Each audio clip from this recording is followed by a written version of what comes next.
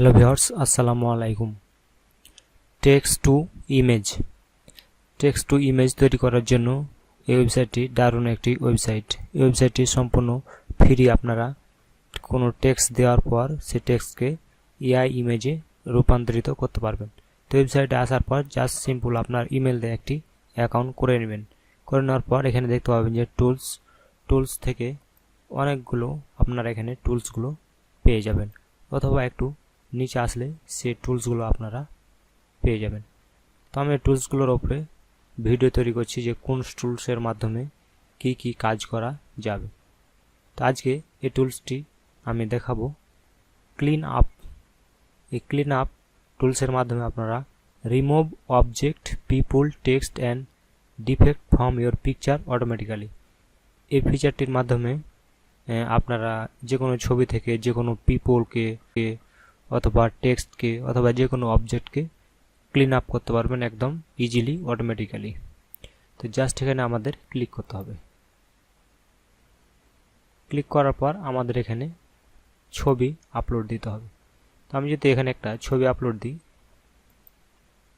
তাহলে দেখছেন যে এখানে অটোমেটিক্যালি ব্রাশের সাইজ আমরা কমাতে বাড়াতে পারবো। তো ব্রাশের সাইজ করার পর আমরা এভাবে এটাকে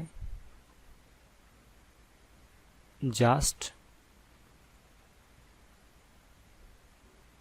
এটা দেওয়ার পর জাস্ট আমরা এখানে ক্লিনে করলেই আমাদের এই অবজেক্টটি অটোমেটিক্যালি আমাদের ছবি থেকে রিমুভ হয়ে যাবে। যা আমাদের ফটোশপের মাধ্যমে করতে গেলে আমাদের অবশ্যই ফটোশপ জানা লাগবে। যে দেখেন কত সুন্দরভাবে আমাদের এই ছবিটি রিমুভ হয়ে গেছে। এভাবে আপনারা খুব সহজেই এই টুলসের মাধ্যমে অটোমেটিক্যালি আপনারা যে কোনো অবজেক্ট অথবা পিপলকে ছবি থেকে রিমুভ করতে পারবেন। আমি যদি অন্য আরেকটি ছবি নিয়ে আসি, এখানে এই ছবিটি যদি নিয়ে আসি, এই ছবি থেকে আমি চাচ্ছি যে একটি ফল এখান থেকে রিমুভ করে দেব।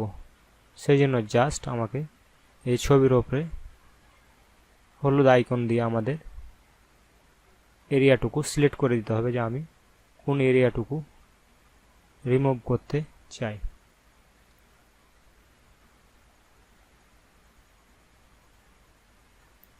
দিয়ে জাস্ট আমাদের এখানে ক্লিন